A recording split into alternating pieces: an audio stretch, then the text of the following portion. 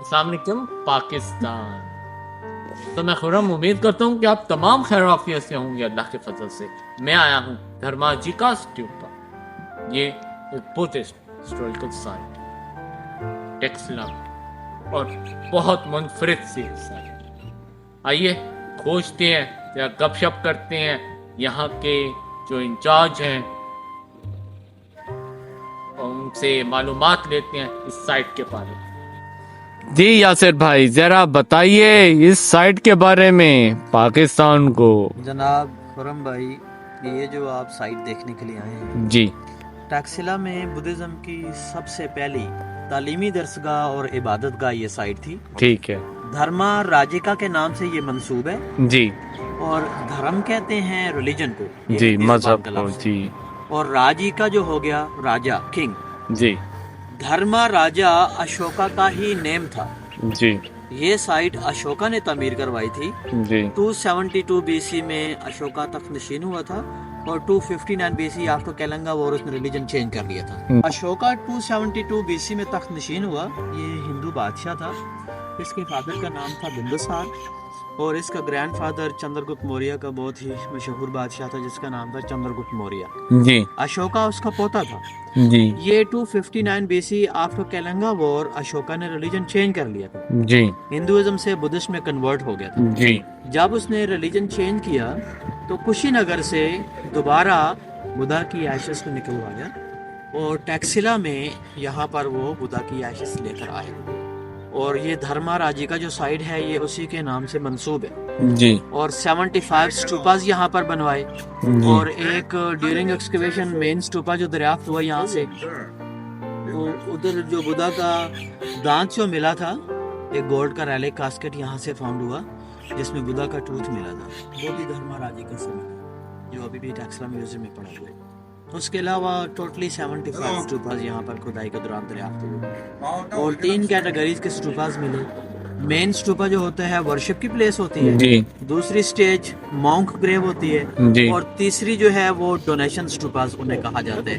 جب بھی کسی کی پریئر سکسیڈ ہوتی تھی تو وہ سٹوپاز بناتے تھے اور آفر میں اسکلپچر لگائے جاتے تھے. اور اس کے علاوہ دھرما راجی کا سائٹ 2 حصوں پر مشتمل ہے. ایک لوور سٹوپا کوڈ ورشپ والا حصہ ہے، دوسرا ایجوکیشنل پارٹ تھا، یونیورسٹی والا حصہ. ٹیکسلا میں جو سب وہ سے تو پہلی پیچھے کی طرف ہے نا. جی ہاں، جو بیک سائڈ پہ، ہاں جی بیک سائڈ پہ. جی ٹریز نا، جی جو ایک آپ نے مین سٹوپا کے ساتھ ہی ایک مونک گریو دیکھی ہوگی، اور اس کے ساتھ پھر آگے جو جی یونیورسٹی والا حصہ. جی وہ جو فیٹ سے آگے اوپر سیڑھیاں جا رہی ہیں. سیڑھیاں جی چڑھ کے نا. ٹھیک تو ٹیکسلا کو آج سے 2200 years back set of learning کا لقب ملا. ایک بہت بڑا تعلیم کا مرکز تھا.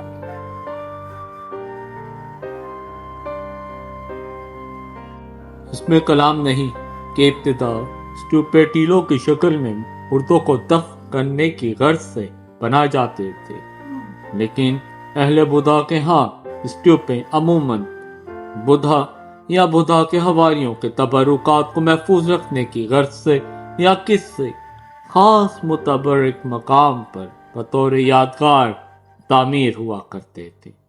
کسی اسٹوپے کی ظاہری وضاحت کو دیکھ کر یہ بتانا بالکل ناممکن ہے کہ اس کے اندر تبرکات رکھے ہوئے ہیں یا نہیں.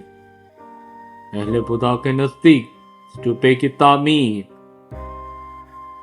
ایک ایسا کار خیر ہے جس کے کرنے سے انسان نجات یا سکون کی منزل مقصود کے قریب تر ہو جاتا ہے.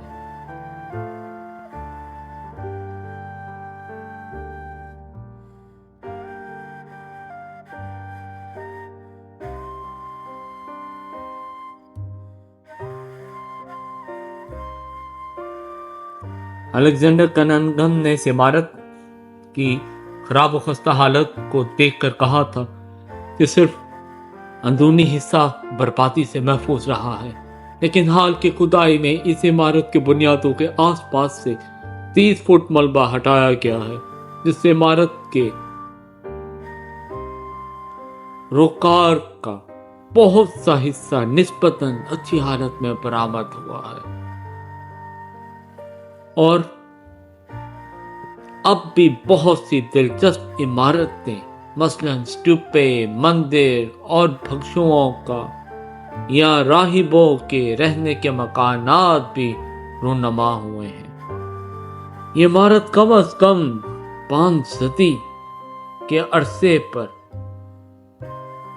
پھیلی ہوئی ہے اور مقامی فن تعمیر کی تاریخ کے لیے نہایت اہم معلومات پہنچاتی ہیں۔ وہ اس کے اور دوسری چھوٹی چھوٹی چیزیں بھی جو ان عمارات کی کھدائی کے وقت برآمد ہوئی بہت قابل قدر رہی، اس لیے کہ وہ اس قدیم زمانے کی تاریخ کے متعلق اکثر مسائل کے حل کرنے میں کافی امداد دیتی تھی۔ دوسرے اسٹوپا کے بارے میں بعد میں بات کریں گے، پہلے آپ کو اس پورے جگہ کا وزٹ کر رہا ہوں۔ یہاں پہ کافی اسٹوپے موجود ہیں۔ یہ بدھا کا اسٹیچو تھا،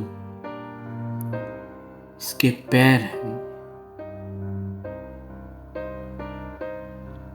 اوپر کا حصہ موجود نہیں،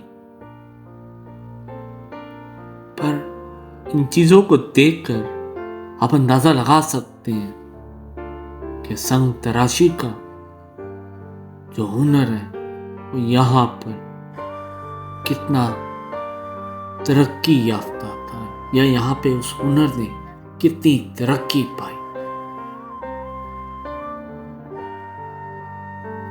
آپ دیکھ سکتے ہیں کس طریقے سے یہاں پہ کنسٹرکشن ورک کیا گیا۔ یہ یونیورسٹی بھی ہے، موناسٹری، یونیورسٹی، عبادت گاہ بھی۔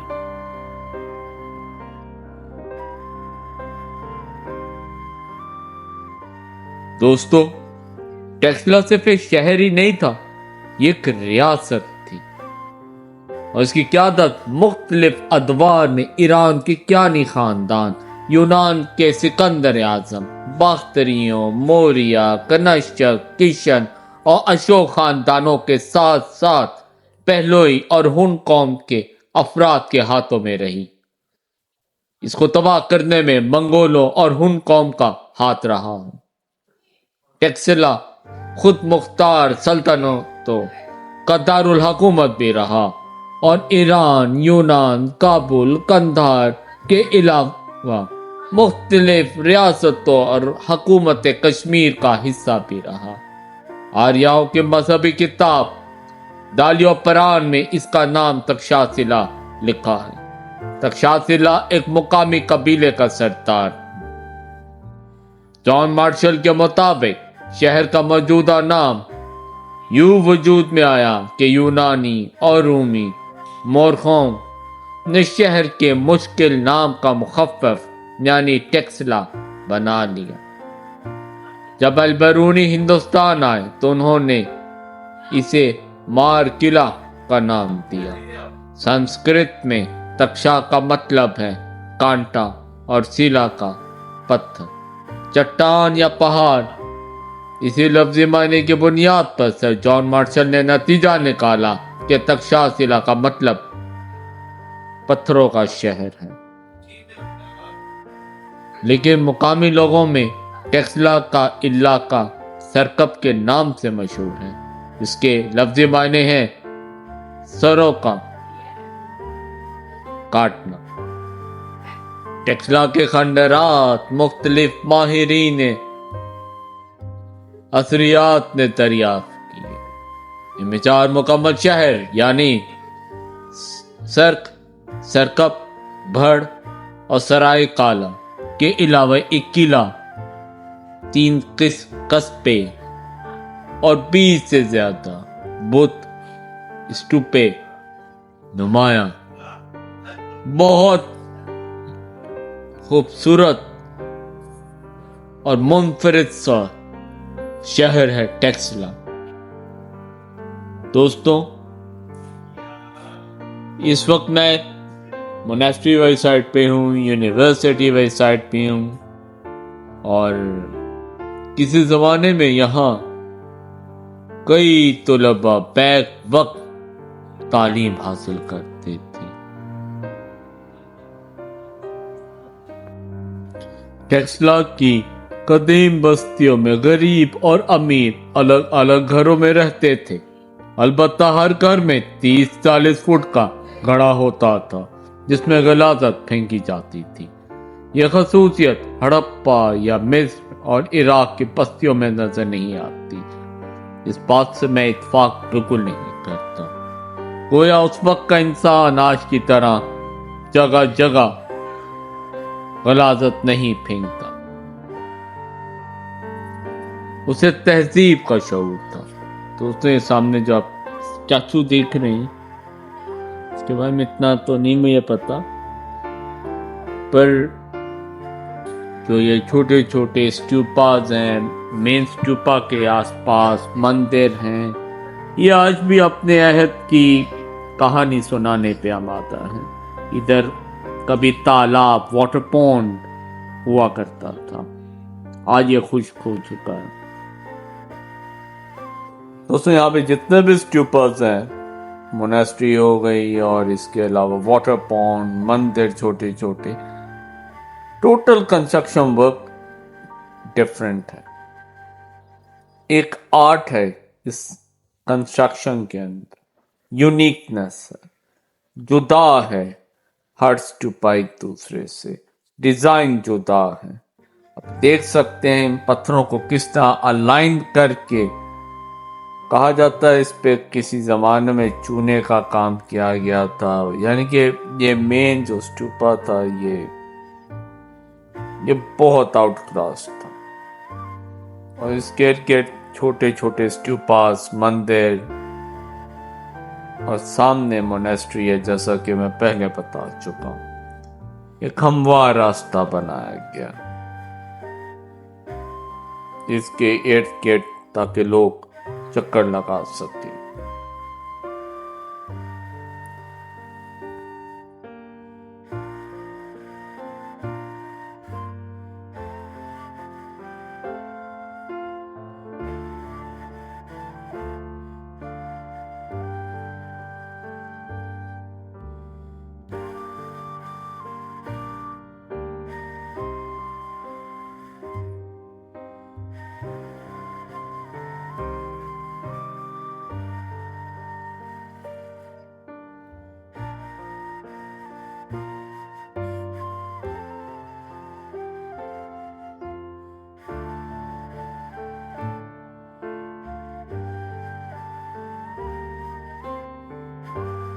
دوستو آج کا سفر یہاں اختتام پذیر ہوتا ہے۔ بہت جلد ہم ایک نئی سائٹ پہ ملیں گے، نئی ہسٹری کے ساتھ، نئے ریسرچ ورک کے ساتھ۔